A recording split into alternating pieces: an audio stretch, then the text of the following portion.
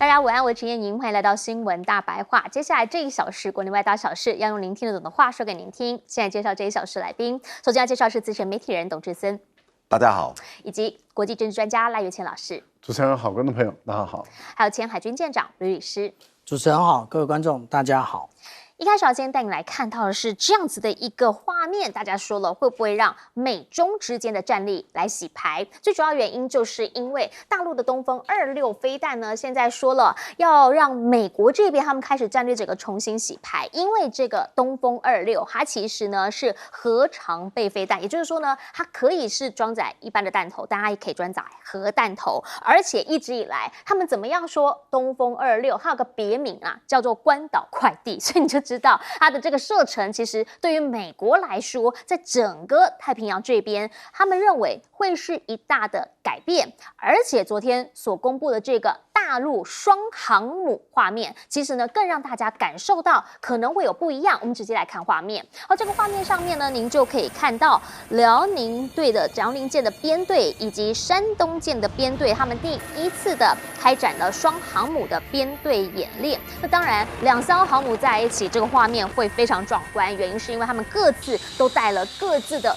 船舰一起跟着走，还有的就是画面上看到的歼15了。这个两台的航母，他们都有新型的歼15的战机，那在这边呢一起发挥及时的战力，就是要让大家感受到它的投射兵力的量能跟现在以前大不相同。其实讲到了辽宁舰重返西太平洋，美国这边已经赶紧来增兵应对了。好，要来看到的是呢，他们现在也认为啦，中东这里确实卡住了它一些的状况，欧洲这边呢也卡住它的一些的兵力，所以呢有一点点的艰难，但是已经赶紧让华盛顿号先回来太平洋这边，只是留多久，当然跟它整体的量能有关系，让它会有点觉得没有办法左支右绌这样子的好好出拳的原因呢，也在于它的大国竞争力的问题。美军就直接讲了，如果真的要大国战争的话，那可能需要空降哦。但是他们现在发现夏威夷军演的空降成功率只有57%而已，甚至呢有伞兵因此而受了重伤，大家就会开始在问，那他实际的战斗能力到底有还是没有？美军的这一些问题，他的盟友知不知道？当然知情。那刚刚跟他们才一起来做完利剑演习的日本，现在开始有新的动作了。日本的新的这位首相石破茂，虽然在国内的政局不是这么样的稳当，但是他开始希望帮自己找出一条新的路。他要开始协调11月的时候有没有机会跟习近平进行第一次的会谈。好，毕竟有机会可以见到习近平，那是不是我们能够坐下来一起谈一谈过往的这一些纷纷扰扰、恩恩怨怨，一次把它给说明白。印度这一边呢，则直接讲了，他们安排排灯节活动，中印边境，士兵开始互赠糖果，大家呢稍稍解冻，不要那么样的紧张，和缓的气势好像也开始在感受到。大家就会说，那美日印澳现在这个所谓的联盟四方，是不是真的不是这么样的稳当？还是说是因为美国即将要大选，大家都在看，先看完选举结果再来做打算。美国现在选举结果到底是什么？其实没有人会知道，因为还是5-5波。你看领先都是什么？都是3个百分点、2个百分点。每日邮报现在认为川普是领先3个百分点，但经济学人最新的是贺锦丽的胜算上升了6个百分点，所以呢已经要跟川普平分秋色，彼此之间就是你来我往，根本互不相让。那最后的结果是什么？你得要等票开完你才会知道。所以川普现在持续的有一些的攻势，包括说他们要状告 CBS， 因为他认为啦 CBS 这个60 Minutes 很有名的一个专访节目，在采访贺锦丽的时候呢，明明他加沙走廊的那个讲法，你没有给他完整的在电视上头播出，网络版看得到，电视上看不到。是不是因为你觉得他讲的不好，你在帮他掩盖采访缺点，所以他就跟他求偿什么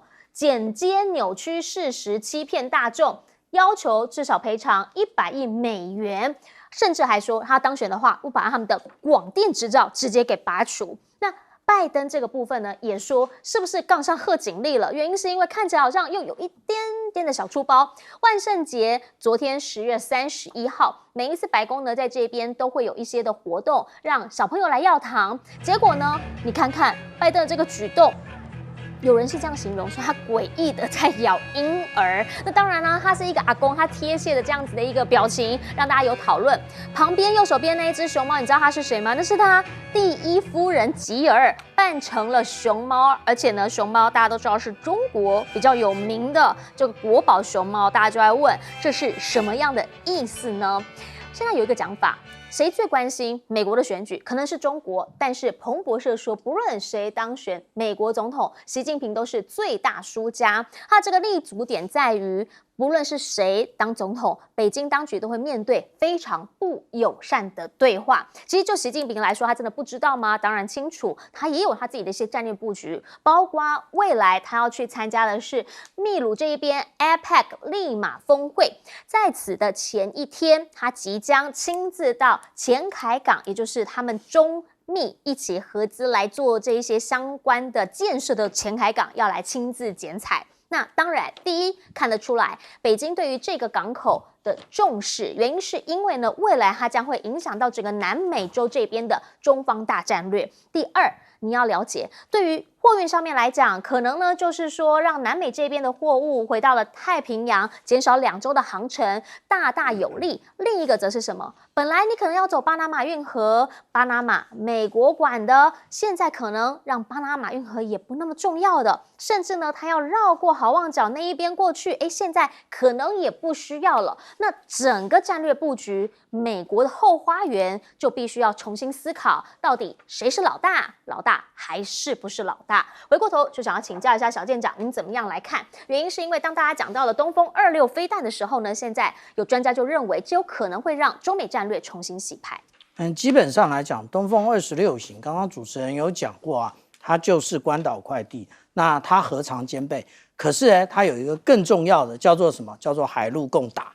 也就是它可以攻击陆地上的目标，它也可以攻击海面上的活动目标，而且这件事情呢已经被测试过了，然后而且是由前一任的那个印太司令 Davidson 他有证实这件事情。那也就是说，这个才是美国真正担心的事情。而且呢，我们在谈东风26的时候，我们如果对看一下关岛现在的状况，关岛前一段时间我们所看到的，也就是它展现了它的萨德，它不只做萨德，它还做了标准3型的这一个陆基神盾在上面。不止如此，它还放了铁穹在上面，它还放了爱国者，它还放了陆基的这个方阵快炮在上面。他为什么部署这么多装备？因为他知道，如果中美在太平洋发生冲突，关岛就是第一个目标。当然，他现在还有人在讲说，有关于天宁岛的部分，天宁岛也一样要这样的战备。为什么？因为天宁岛跟关岛其实距离并不远，可以打到关岛的天宁岛也跑不掉。那他现在是着眼于，他认为美军认为，如果关岛过于集中，到时候就等于被一锅端。那他想要放到天宁岛去，那但是呢，其实效果不大，而且天宁岛现在的机场的状况非常糟糕。其实它就是一个野战机场而已。你要起飞这种尖端科技的这种 F-22、F-35，事实上是有困难的。至于美国大选的部分呢，我个人在这边很大胆的推断，其实现在已经是垃圾时间，美选已经结束了。为什么这么说？因为其实我们看到，这真是拜登跟贺锦丽的严重失言。他说了这有关于垃圾的部分。那为什么我们看到川普他故意开了一个白色的垃圾车呢？因为贺锦丽当然这句话是拜登说的，说支持川普的通通都是垃圾。可是这句话隐含的是什么？真正支持川普的人多半白人是比较多的，可是白人不是所有的白人通通都是经济阶级都是比较高的，还有比较经济阶级比较差的那个人是谁啊？代表人是谁啊？那个代表人也就是川普的副总统范斯，还记得吗？他不是有出过一本书《流浪者之歌》，他就是在讲他从如何的不断的向上提升的这一个过程。那如果是这样的话，我们来看那也就是川普在隐喻的，就是你都骂我们是白垃圾，所以他会激起所有的这个支持川普原来，但是觉得你川普你一天到晚失言，你又去性骚扰，然后你可能还犯了很多的罪，我们不想投票，可是因为这一个非投不可。所以我们这样讲，现在其实已经进入垃圾时间，而且美国投票跟台湾不一样，台湾都是投票日当天，可是美国不是，它有邮寄选票，它有提前投票，所以现在早就已经开始投票了。然后也就是当这些共和党的人都被激发出进了投票所投下他那一票的时候，贺锦丽离白宫就越来越远。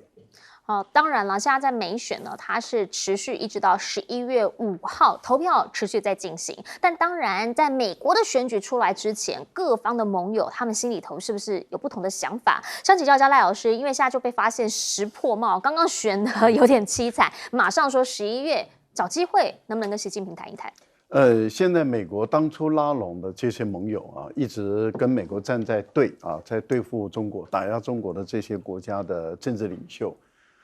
其实都纷纷的开始跳船了您刚刚看到的识破帽，他们现在目前面临很大的难处，因为11月11号日本要选出新首相，而现在的日本，他识破帽的自民党跟公民党联合起来没有超过一半，怎么办？所以他必须要寻找，例如说国民民主党的结盟或者是获得他们的支持。那他也释放出一个讯息，就是说他很希望能够跟习近平能够见到面，希望能够在这个秘鲁的这个 APEC 的会议中能够见到面。那你也看到了，像莫迪他也是为了要在集团体的时候在金砖会议跟习近平见面的时候，那中印边界的4年的冲突，那突然间就结束了印度也就撤军了，那中方也就撤军了。我们也看到了一个原来在这4年来一直跟着美国在打压中国的这个目的也改变了。那你看欧洲的国家里面像西班牙也变了，现在连英国是跟紧追着美国的一直跟着美国紧紧的英国都改变了。英国他的外相一直希望能够到中国访问，只是说现在大陆还没有让英国人来。那英国的首相也多次的强调说希望到大陆来访问。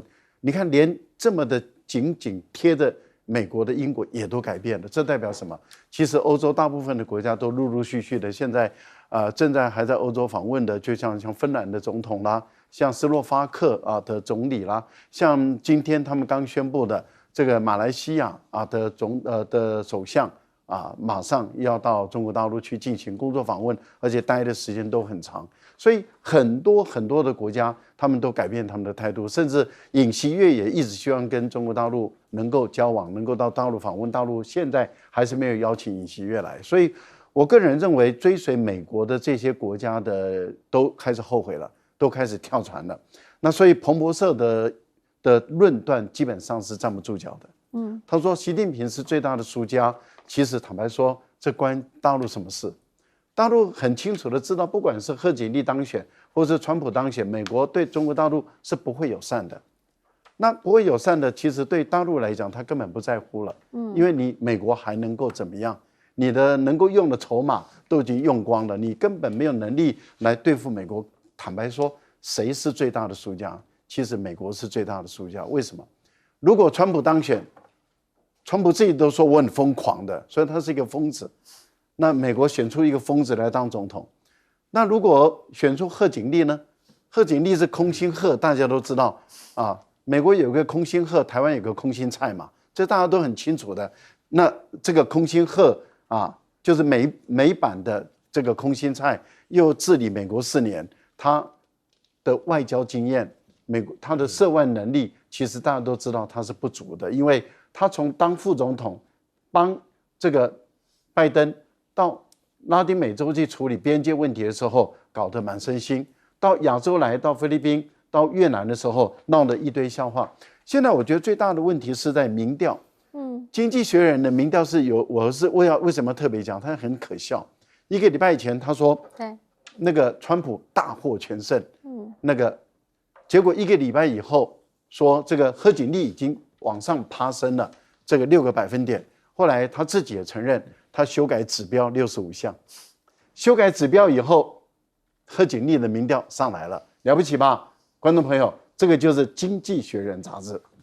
他有告诉你啦，因为他认为他低估了川普进到白宫的风险。如果你低估这样的话，自欺欺人。他觉得其实贺锦丽是被低估了，请教一下董哥怎么看？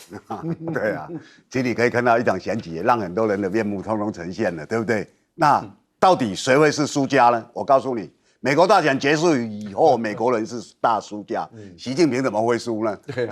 你们两个人的态度我都很清楚，而且你们已经搞了我6年了，我不知道吗？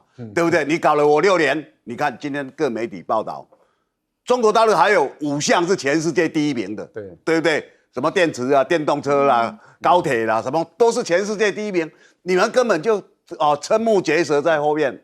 那他为什么敢这样？就是我觉得就是当你被打了。趴了以后，你就要自己振作。这个其实，在华为上面，大家都可以看得很清楚。它可以在全世界2个系统之外，再创一个鸿蒙的新系统。所以这个其实你用这个来看的话，就会发现，其实我们因为看惯了西方的媒体，你很多事情判断就会错误了。那当然了，美国拉帮结派，找一堆的人。现在呢，现在就告诉你，我的东风可以封锁你的关岛，你的关岛也很清楚嘛。你本来有22个那个基地是要来对付那个的，现在只改成16个这是美国上个礼拜防疫署他们自己发布的。所以你今天可以看到它不是我们想象中这样，就像刚刚赖老师所讲的，美国那些同盟的伙伴现在自己在打算嘛，大家想说石破茂为什么要搞这次选举？我告诉你，他是故意让自民党输的，你看不出来吗？输的那些人就是安倍晋三的人嘛，59个，现在剩22个，这些人在党内里面都在搞我们来重选以后你们就会通通都落选，为什么？因为你们就是涉及那些金钱不法利益，让我们整个自民党臭掉的人嘛，再选一次，你们亲和派你们就挂了。现在他的势力在日本只剩第5了，所以这个是石破茂的厉害。大家想说他输了，他怎么会输？尾田不是他对手嘛，他还是首相。大家看着11月11号，首相绝对是石破茂。那他要走出自己的路，要怎么样？要跟中国大陆来谈一些。为什么？因为我需要你那么大的市场嘛，我不必跟你结仇啊。所以这个是很清楚的。那中国大陆商务部昨天要求比亚迪、上汽，你们这些大厂商都在欧洲投资，绝对不准跟那些抵制我们。投赞成票，电动车要抵制我们，投赞成的那些国家在那边设厂，对不对？你应该要有这个动作嘛。你们欧盟这些国家要搞我，那我也有我的方式啊，不能被人家打不，对不对？打不还手，没有那个时代了。因为如果再这样做的话，自己底下的中国人会看不起你，所以我很建议中国大陆不要再跟法国买空巴了，那些订单全部取消，法国是。在里面主导要抵制你的电动车嘛？你干嘛？你这样不痛不痒说我们来抵制他的酒啦，怎么样？然后搞了半天也没抵制到，那你这个是什么态度？马克宏到大陆的时候，在北京，习近平是陪他到底。后来他又到广州去演讲，习近平特地跑到广州去跟他那个，对他还不够好吗？那如果法国人是这个嘴脸，你干嘛？你当然要给他颜色看。要不然你中国人不让人家瞧扁嘛？我觉得就是这种态度。那当然我们不换人嘛，但是我们也会到处去帮助别人。非洲、中美洲这些国家就这样。所以我觉得说有个态度就要拿出来。那美国这场选举，当然大家可以看到各为其主，尤其这些媒体。你看华邮的总编辑还专栏作家那些都被搞走了，对不对？就是这贝佐斯嘛，大家可以看到，大家都。但是你要是真正看他不止在摇摆州。川普现在已经不到摇摆州了，因为摇摆州的民众对这2个人都很反感。你们这2个月，你们天天来搞死我们。川普现在去新墨西哥州，这个州过去共和党从来没有拿下过，20年来没有。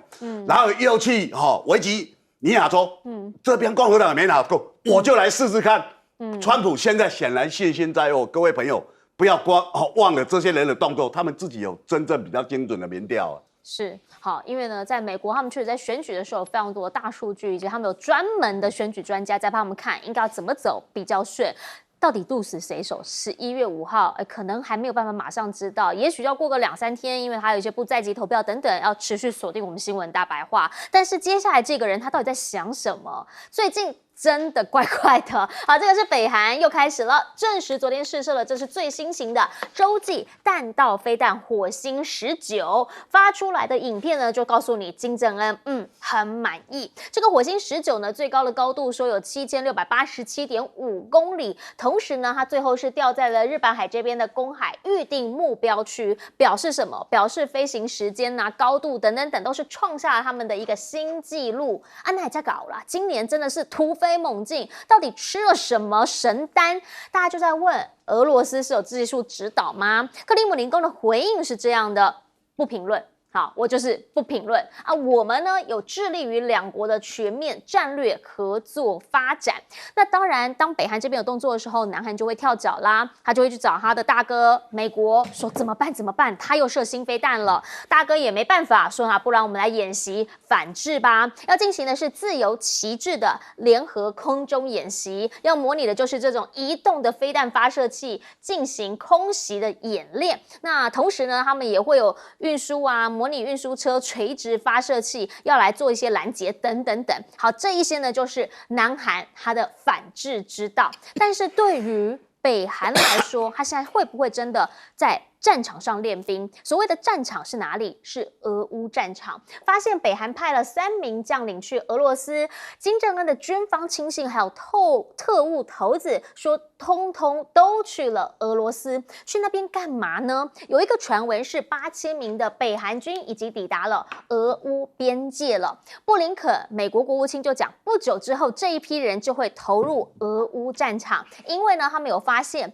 俄罗斯有在训练他们，包括了大炮、无人飞行载具、基本步兵作战等等等，表示是可以投入前线作战了。甚至呢，人不是只有8000人，可能会增加到88000人。那对于乌克兰来说，当然我以为他没有人了，征兵对，可是可能没有人要上战场，没想到竟然获得了这北韩这一边的天助。所以呢，他们就直接打空战了，一样空飘传单。这南韩那一套把它拿过来这边用，打的是心理战，说如果来的话，你就会像炮灰一样被装进尸袋里面，不要这么危险啊。泽伦斯基则讲了，奇怪了，这么样一件事情，怎么西方你这边都没有反应？是不是应该要出来帮我们说一声啊？中国怎么会没有反应？他真的很惊讶布林肯说，怎么会没反应呢？我们正在跟中方就这件事情，北韩派军援助俄罗斯的问题来进行强而有力的对话。当然，这个是布林肯这边的说法，中方这边呢还没有看到更多的说明，只是说现在在前线到底是怎么样一个战况，发现了在东部战区这边呢，顿巴斯的战线现在乌军说是面临崩溃的。泽伦斯基他的这个部队少将呢有坦言，兵力悬殊是达到1:8，好，甚至呢是战线已经崩溃，进到了这里战区里面，他们自己缺乏弹药、缺乏人力，这是主因。而他们也有一个女督军出来讲说，你知道吗？现在不是只有缺战力、缺人力，甚至呢是乱调派，命令医护人员，然后去当空军的技术人员，都通通去前线当成步兵了。那这样子的乱调，怎么样来作战呢？整个都乱了吗？泽伦斯基说，最乱的是竟然美国一直跟我们讲要给我们钱、给我们军援、给我们武器，可是我们到目前为止只收到1/10，这仗到底该如何打下去？两相对比就会非常的感慨，就想要请教一下赖老师，您怎么样来看？原因是因为今年北韩是真的突飞猛进，一再的试射，而且一再的创下纪录，金正恩都说他很满意。前2次的试射失败。但是这一次突然间大成功，而且这次的成功真的是让美国、日本、韩国吓坏了。为什么？因为它几乎是垂直的一个发射，而且发射的非常的高到7000多然后当然它是一个抛物线但是它最高度它的整个距离可以到7000多公里，然后这样落下来，飞了80几分钟。如果你把这样的一个这么的高，你把它拉平的话一般估计它已经可以到10000到12000，也就是说破了过去8000公里的一个界限。这代表什么？代表朝鲜已经可以打到美国的本土的任何一个战略性的城市了。美国面对于一个朝鲜，它有核弹，而当它的核弹头装上去以后，可以打到美国的任何一个战略性的城市。虽然它的精度并不高，但是战略的核弹的精度并不十分的要求。那这个朝鲜敢不敢打？它是一个敢打的国家。这个对美国人来说，坦白说压力很大。对朝鲜来讲，他当然开心嘛。对金正恩，因为如果说他在后面连续2次都试射成功的话，这个就稳定了，这个技术就掌控了，他就可以开始量产。一旦他开始量产了以后，对美国、对日本的威慑力就很强了。那美日韩的这个联合的军演，一次再比一次的更大。基本上来讲，很明显的，在过去、跟现在、跟未来都下不了金正恩，在过去都下不了了。那一旦金正恩拥有可以打到美国每一个战略城市的时候，那这个时候坦白讲，你再怎么样的演习都下不了金正恩。所以美国已经是没招中的招了，这个很可悲。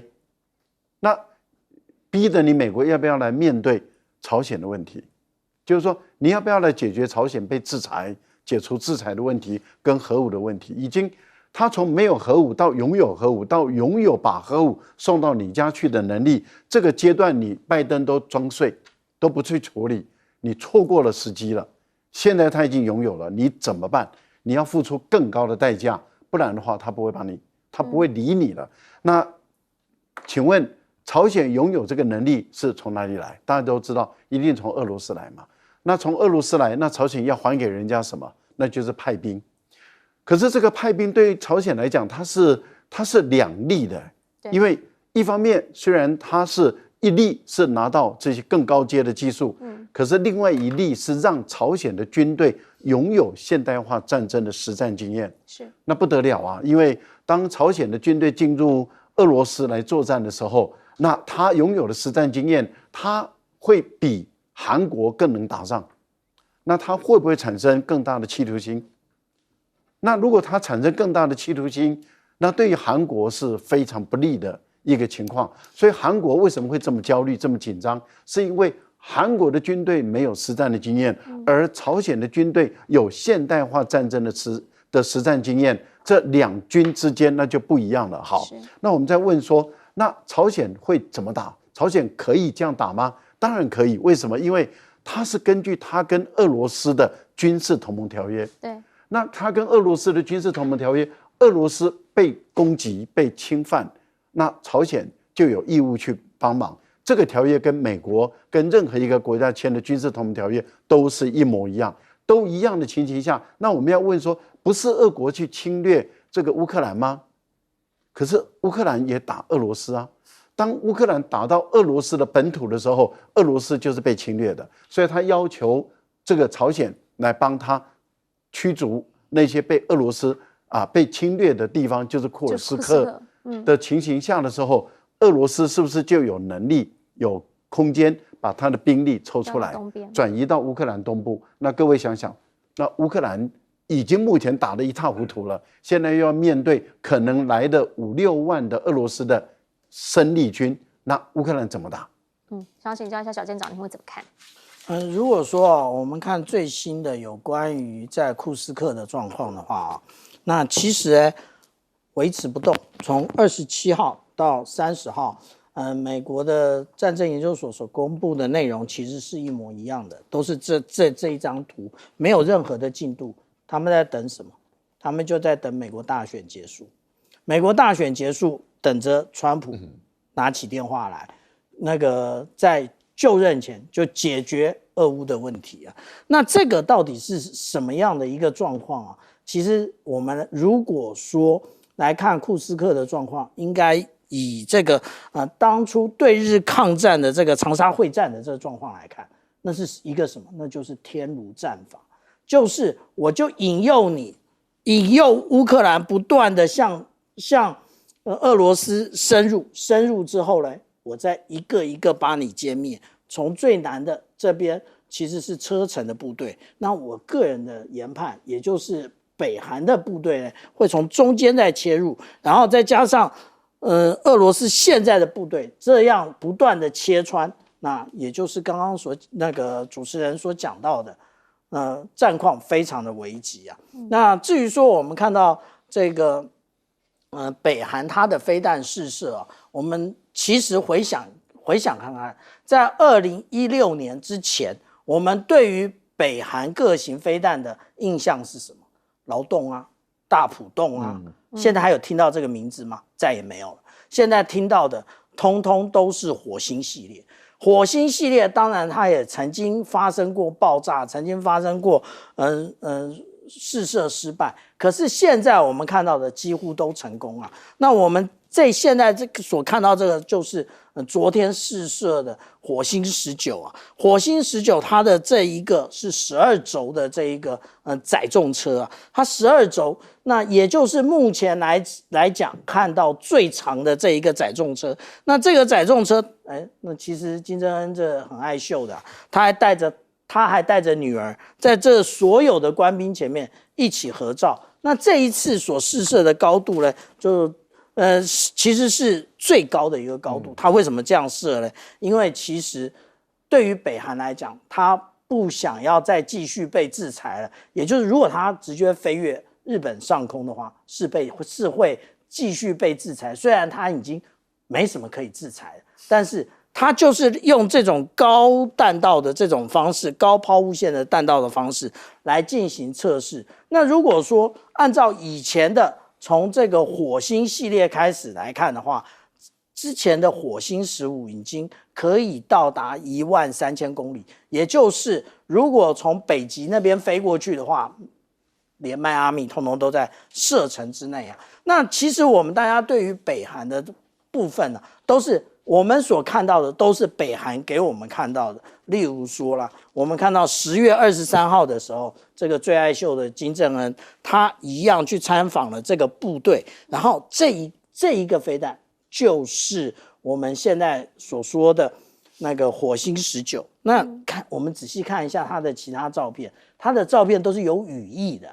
他这个照片是什么意思？他也有地下长城，也就是他所有的飞弹通通都是部署在地下，告诉美国你想要来打我，你想得美。然后我们都没有想到，原来北韩现在也可以对于美国以及欧盟进行不是欧盟，北约进行核威慑，就是我的部队，你最好就像当初法国进入乌克兰一样，就是平等对待。他们爱怎么打就怎么打，你不要以为现在在这个朝鲜半岛就没有防御了，他们的火星19已经准备好。是，请教一下董哥怎么看？我觉得里面最好笑就是布林肯说美中正就北韩派军演互俄来进行强有力的对话。你看中国大陆为什么要这样？莫非你还认为中国大陆是北韩的老大？现在北韩他已经跟俄国人这么密切了啊，就大家有共同防御的一些条约。那其实北韩这么多年来啊，他一直跟中国大陆示意，就是要给他更好的技术，然后更多的援助啊。那中国大陆因为在国际上有一些约束啊，他没有那么爽快。那美国现在因为俄乌战争，他找到一个技术很强大的俄国合作了，所以这个始料未然。美国去鼓动乌克兰去挑衅俄罗斯，然后去制裁俄罗斯，刚好北韩长期是被他制裁的，那他就跟俄罗斯就一拍即合，所以他学到好的技术嘛。那你现在去找中国大陆干嘛？你们最近还在修理中国大陆，制裁这个制裁那个，你有时候看这些东西真是可笑啊。所以布林肯当然他也快下台，他昨天也是在白宫扮演小丑的，就那几个他也在场。我有时候看这些你会发现，现在世界上的局势已经不是美国说了算了，美国是越来越衰弱，每选一次伤害一次，这是已经一个大势的情况啊。那现在因为北韩过去金正恩，我们知道全世界被认定有9个国家有核武器啊，现在多了一个以色列以色列最近被发现说原来有那是美国给他，所以总共10个国家。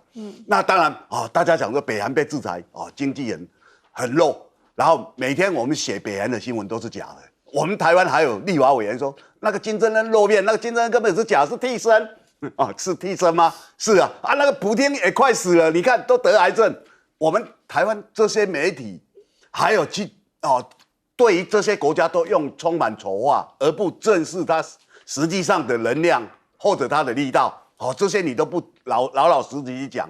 那金正恩本来没有错，他被制裁，他被很多国家给边缘化，但是你不要小看他，每个人叫他金小胖什么什么。我告诉你，他在小孩子的时候，他爸爸就送他跟他妹妹去瑞士读书，人家是受正规的教育，他不是你想的说一个胖胖好像呆呆的，不是嘛？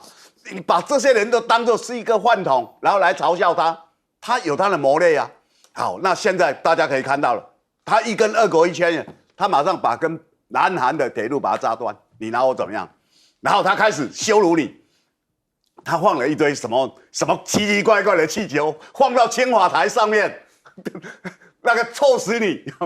就是那是一种羞辱性的，来打，来试试看。所以现在韩国怕了，现在尹锡悦的民调2成多一点点，你知道吗？为什么韩国人怕打仗啊？现在全世界不怕打仗，只有台湾人啊，每天要跟人家开干了。好，大家看的就是这样。所以你今天看到金正恩，他其实在这个在所有全世界来讲，他是一个很特殊的例子。就说我被你制裁到底，但是我能够找到自己的活路。那我的武器越来越精进，我学美国啊，美国为什么敢这样？所以现在的北韩，对俄罗斯来讲，它就相当于美国的以色列。以后武器起来了，以后到处杀人，你们没有人哪他有办法，你知道吗？所以我们看到就是一个世界上又改变了，两大集团慢慢又呈现了。两大集团是不是真的又慢慢呈现了？当然，战争大家都不想要，希望的是和平。可是呢，刚刚提到了以色列在中东这场战事，现在到底有没有先稍稍喊卡的机会？好，因为呢，发现这几天来，以色列呢又开始空袭贝鲁特真主党的据点了。星期四呢，是从它的北部发射了一连串的火箭弹，结果导致了4名的外国工人，还有3名的以色列人死亡。这是以色列入侵黎巴嫩以来最致命的一次跨境袭击。那当然。就会有所回应嘛。那这一些内容呢，是这1个星期以来的比较新的一些进程。华邮是怎么讲的？说其实在黎巴嫩南部这边已经有近1/4的建筑物被摧毁了，里面甚至还包含了宗教场地，通通被夷为平地。其实呢，在这几次的你来我往当中，以色列也发现了自己的一些短板，包括说呢，它的防空系统一层一层，但好像还不够多，越多层当然是保护的越好，所以现在签署了5亿美元的合约，要量产雷射防空系统。这里面他们这些铁光束的雷射防空系统呢，它其实也可以打无人机的载具，也可以打火箭弹等等等，让它在防御上面多一个保障。那另一个部分呢，则是有没有可能大家都先稍稍歇息？美国现在跳出来，希望呢大家可以先缓个60天、2个月的时间，甚至呢美国愿意出来建立一个督导机制，也就是说，以军你撤出，黎巴嫩的军队可以往南移。那这边我说了算，我美国中央会有派司令部的官员来这边做监督，甚至呢要来这里建立一个比较缓冲区这样子的一个概念。那这谈判正在进行当中，可能成可能不成，没人知道。只是说，对于以色列来说，会答应吗？现在说有个破口，有可能让他答应，原因是因为连他的预备役军人都已经精疲力尽了，不断的开辟新的航线，加萨打完打黎巴嫩，然后跟伊朗这边多线开战。据说他们现在很难招到新的士兵，甚至呢18%是40岁以上的男性，这一些人本来是要被免除兵役，但是一再的被延长，已经有人喊出我半年多没有办法过自己正常生活，所以内部他也有一些舆论上面的压力，会让他就此缩手吗？他态度上面绝对不会，因为有一个对手伊朗现在说有可能会再跟他再进行长期对抗。伊朗现在要跟俄罗斯签署一个协约，要强化是双方的防务关系。其实先前呢，拉夫罗夫就已经多次的来到了德黑兰这边，现在近期说要再签署一项新的条约，要深化防务。那德黑兰现在是已经计划说要跟以色列来进行长期抗战，这里面会不会让俄罗斯的支持，让他的军力、它的武器增加更多，大家必须要看看后续能够做到什么样的程度。再加上啦，它这一回其实飞弹基地还有防空系统都有被摧毁，现在呢修复完之后，会不会再添加新的武器、火箭、无人机？俄罗斯会给他什么？他们的革命卫队司令就直接讲了，未来会是你难以想象的回应。当然喊话就是以色列叫他小心一点，不要还要修康，想要再动手。什么时机点会做这件事情？传出有可能在美国大选前，而且不是从伊朗本土哦，现在改了，要从不同的面向，伊拉克这边发射飞弹。那这样子的话，会不会再一次攻击的时候，以色列就不会拿伊朗来开枪？而另一个部分，虽然都还没开始打，但油价已经先反应，每桶呢涨了大概有超过$1。那对于大家来讲，就是更多的影响。请教赖老师，你怎么样来看以色列现在最新的动作？以色列必须要想方设法的让他的弱点不被看出啊，但是他现在的弱点越来越凸显了啊。例如说您刚提到的有关于他在黎巴嫩南部的地面部队的作战，其实他进展的并不顺利，跟他当初预估的不一样，而且他的军人、军官，而且高阶军官的死伤太大了。所以它的南部进展一直打不上去，这是第一部分。第二部分就是它的经济状况越来越紧张了。其实经济状况如果持续已经过了1年的战争，再打1年的话，它的经济很有可能就撑不住了。然后经济撑不住，财政就会有问题，国防的预算就会有问题，人民的生活就会有问题。第三个就是您刚刚提到的，就是它的兵源开始匮乏了，因为还在打仗的这些军人他已经打累了。那问题就在于，对以色列来讲，无论如何要让他的这些弱点不被凸显出来，所以他对于黎巴嫩的目前的炮火还在加强。这个最主要是希望能够取得一个谈判上的更好的一个谈判条件更加的优势来逼的这个谈判。可是问题是在于，黎巴嫩政府是比较乐观的，他是希望说，这个停火谈判可以进行，让他的军队可以到南部来。可是问题是在南部的真主党同意吗？虽然南部的真主党现在目前是居于比较大的弱势，但是不代表他会允许北部的这些军队，也就是黎巴嫩的政府军可以到南部来。所以我觉得内部的协调还是需要其他的国家的介入那其他的国家谁能够说得通他们？谁能够说服黎巴嫩的内部的问题，再跟以色列跟美国来谈？可是美国能够跟真主党谈吗？所以我倒认为在这个部分的变数其实是越来越大。好，那在这个变数中有一个外围的东西，那就是伊朗了。我们看到俄罗斯由于跟美国已经是彻底闹翻，跟欧盟跟北约是彻底的闹翻，所以俄罗斯现在的一个做法是完全不在乎美国对任何一个国家，或者是北约，或者是联合国，包括联合国安理会的对任何一个国家的制裁，对俄罗斯来讲是完全不在乎了。原本大家都守一个规矩，守一个纪律，可是对于俄罗斯来讲的话，就是说你美国已经无视于任何国际规则、国际法的存在，那俄罗斯也就不再跟你讲所谓的国际规则了。那不再讲国际规则，您看到他对于这个朝鲜是被制裁的。2017年俄罗斯是执行这个制裁，可是你看现在俄罗斯是完全推翻这个制裁了。同样的道理，他如果把这一些全部用在伊朗上呢？所以他跟伊朗的合作已经是全方面的合作。那美国对伊朗的制裁一旦无效，伊朗的经济开始回来了，那伊朗就更有能力跟以色列打长期的战争了。好，到底最后中东的局势会如何？我们先进广告，等等回来继续听专家解析。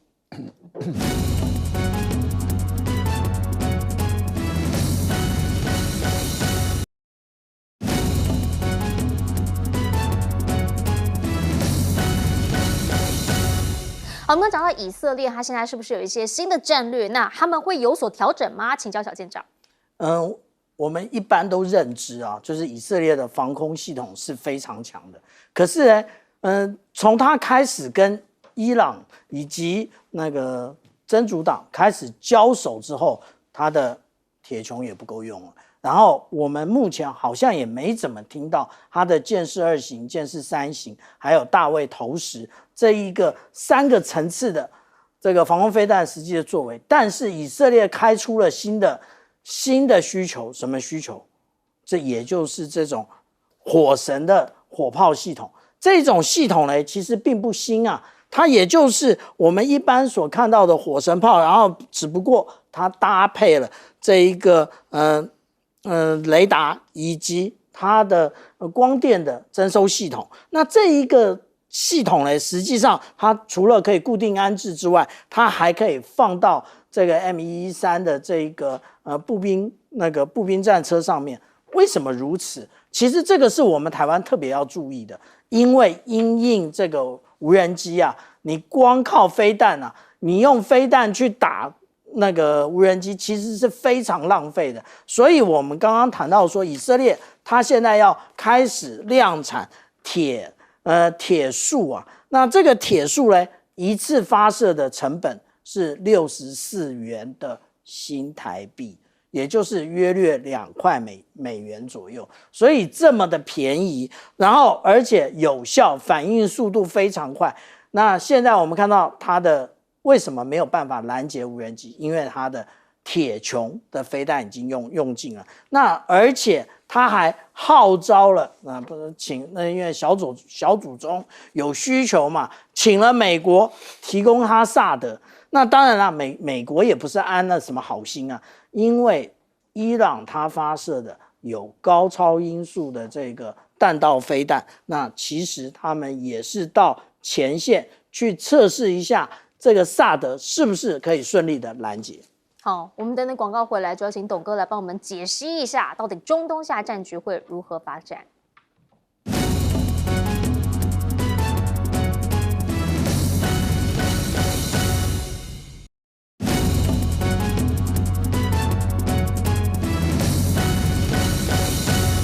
节目最后，请董哥总结。在美国总统大选前大家可以看到以色列就会放出有一些友善的消息，通通是假的。川普今年7月他找了纳坦雅胡到他家里对，然后跟他讲，我当选以后到就职之前，你给我停战，你给我结束了加沙走廊不然我就找你算账。那为什么不选前那个？选前功劳就是民主党我当选以后表示美国要有新的趋向，所以你们这些东西给我看好，这是一个重要的讯息那这是以色列时报前2天报道的。各位朋友，你看看现在贺锦丽的选情为什么不利？你知道吗？因为你现在是执政的民主党的支持者，一般来讲他们比较有理想性，民主人权什么，民主党这些人跟共和党不一样，共和党是比较粗野比较大牛仔主义那